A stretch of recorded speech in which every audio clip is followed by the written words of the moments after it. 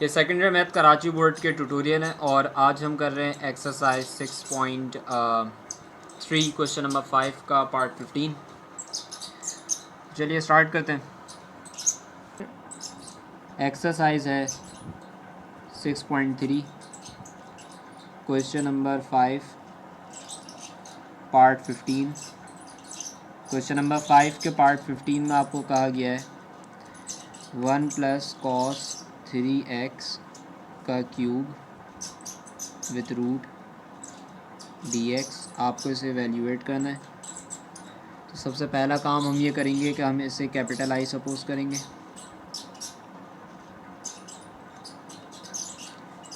और अब हम यहाँ पे यूज़ करेंगे एक फार्मूला क्या है, ये बेसिकली सिंगल एंगल आइडेंटिटी है जो कि आपने फर्स्ट ईयर में पढ़ी है। ये क्या हो फार्मूला क्या है कि 1 + cos theta is equal to 2 cos square theta upon 2। ये एक सिंगल एंगल आइडेंटिटी है जो कि आप फर्स्ट ईयर में पढ़ के आ चुके हैं। ये वहीं से फार्मूला निकला है कि 1 + cos theta is equal to 2 cos square theta upon 2। अब इस फार्मूले की बुनियाद पे 1 + cos 3x तो ये हो जाएगा 2 cos स्क्वायर थीटा अपॉन 2। अब थीटा की जगह पे क्या लिखा हुआ है, 3x लिखा हुआ है, तो ये बन जाएगा 2 cos स्क्वायर 3x अपॉन 2 और इसका whole cube and then dx। अब अच्छा, एक और बात यहाँ पर ये भी है कि यहाँ पर रूट था, तो ये जो रूट था इसको मैं लिख सकता हूँ पावर हाफ। मैं इसको दोबारा से कर देता हूँ इस स्टेप को। ये यहाँ पर जो रूट है इस रूट को भी हम लिखेंगे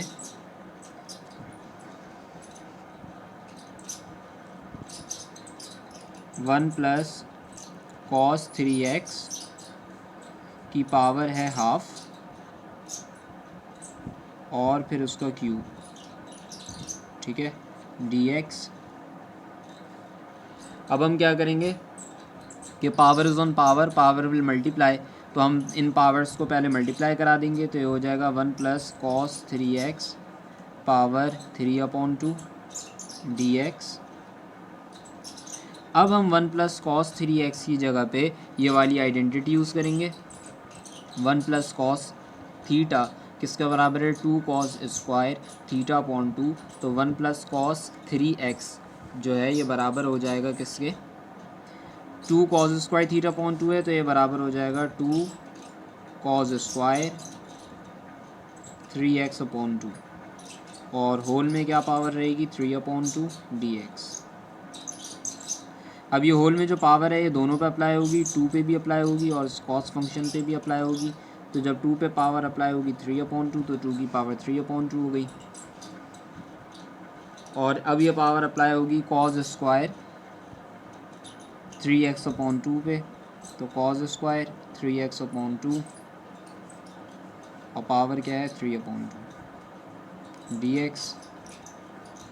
अब इस 2 की पावर 3 अपॉन 2 को आप इंटीग्रल से बाहर ले आएँ, इसका इंटीग्रल में कोई भी काम नहीं है, तो 2 की पावर 3 अपॉन 2 जो है वो इंटीग्रल से बाहर आ गया।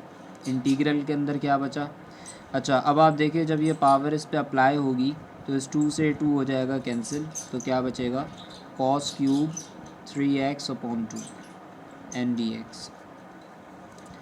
अच्छा अब यहाँ पर आप देखिए हम ये काम कर सकते हैं कि 2 का क्यूब और पावर हाफ, तो उसको मैं लिख सकता हूँ 2 का क्यूब और पावर हाफ, ठीक है। अब जो cos क्यूब है इसको आप ब्रेक कर दें, cos square 3x upon 2 into cos 3x upon 2 dx।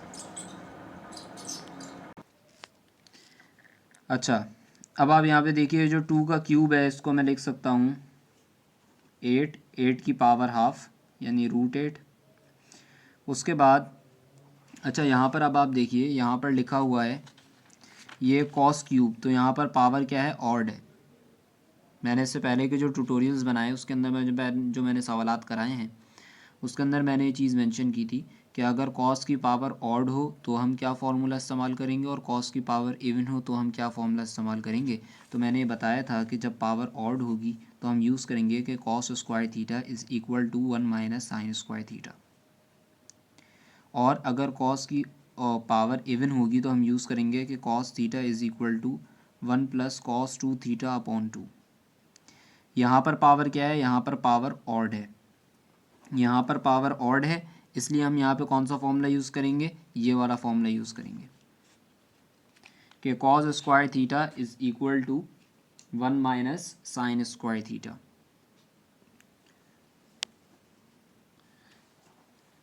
अच्छा, एक और बात आप ये देखें कि मैं ये जो कॉस स्क्वायर है इससे मैं अंदाज़ा नहीं कर रहा कि पावर इवन है या ऑड है, बल्कि ऊपर से अंदाज़ा कर रहा हूँ कि यहाँ पे पावर ऑड है, इसलिए मैं इस कॉस स्क्वायर को किस तरह से ब्रेक करूँगा, 1 माइनस साइन स्क्वायर के थ्रू। ठीक है, तो अब √8 इंटीग्रल के अंदर क्या लिखा हुआ है, अब आप देखिए लिखा हुआ है कॉस स्क्वायर 3x अपॉन 2। तो कॉस स्क्वायर को तो हमने ब्रेक कर दिया किसमें, 1 माइनस साइन स्क्वायर थीटा, तो ये हो जाएगा 1 minus sine square 3x upon 2 and then cos 3x upon 2 dx। अब आप यहाँ पे वो फॉर्मूला भी यूज़ कर सकते हैं जो इंटीग्रेशन का बुनियादी फार्मूला है कि अगर मेरी बेस का डेरिवेटिव आगे मौजूद हो तो ये पूरी आपकी बेस है, इसका आप डेरिवेटिव निकाल लें, वो डेरिवेटिव आगे मौजूद होगा, उस डेरिवेटिव में कॉस आएगा, तो मतलब आप यहाँ पे बेसिक इंटीग्रेशन का जो फॉर्मूला है वो भी इस्तेमाल कर सकते हैं। लेकिन आसानी से अगर आप करना चाह रहे हैं तो वो ये है कि आप सब्सटीट्यूशन मेथड इस्तेमाल कर लें। सब्सटीट्यूशन मेथड में हम क्या करेंगे, हम इस साइन को सपोज कर लेंगे। अगर आप सब्सटीट्यूशन मेथड के बगैर करना चाह रहे हैं तो ये वैसे भी हो सकता है, जो मैंने आपको बता दिया कि इंटीग्रेशन का आप बुनियादी फॉर्मूला अप्लाई कर दें कि अगर मेरी बेस का डेरिवेटिव आगे मौजूद है तो मेरी पावर पे एक जमा करो, वही पावर नीचे लिखो। तो हम सपोज़ क्या करेंगे, साइन 3x अपॉन 2 को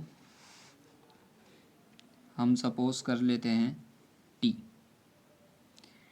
इसके बाद हम दोनों तरफ डिफरेंशियल अप्लाई करेंगे, sine 3x upon 2 is equal to dt। Sine का डेरिवेटिव कॉस, आगे डेरिवेटिव किसका, एंगल का, तो कॉस 3x अपॉन 2 और एंगल का डेरिवेटिव लिया तो यह आ जाएगा 3 upon 2 dx is equal to dt। अच्छा, अब आप देखिए 3 लिखा हुआ है 3 अपॉन 2 एंड कॉस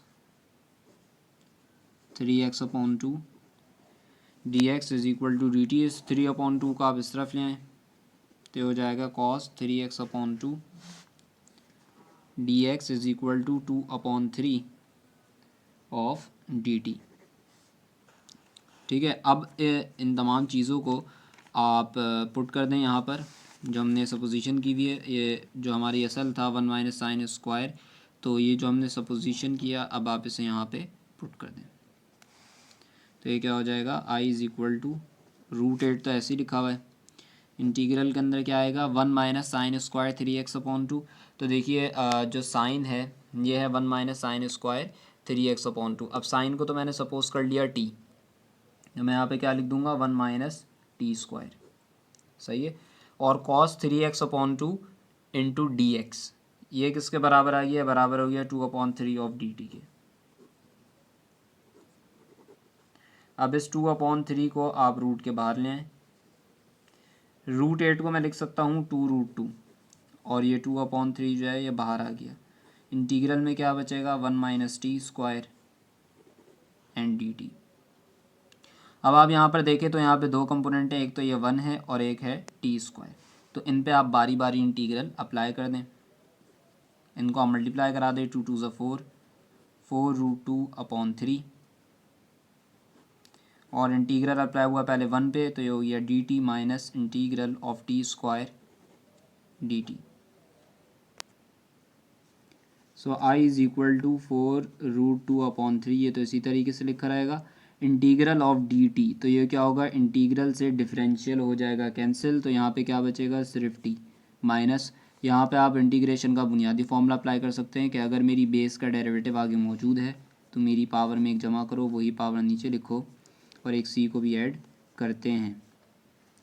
अब ये जो 4√2 अपॉन 3 आप इनको इन दोनों टर्म्स से बारी बारी मल्टीप्लाई करा दे तो ये हो जाएगा 4√2 अपॉन 3 इंटू टी माइनस, जब आप इसको मल्टीप्लाई कराएंगे इससे तो ये हो जाएगा 4√2 अपॉन 9 टी क्यूब प्लस सी।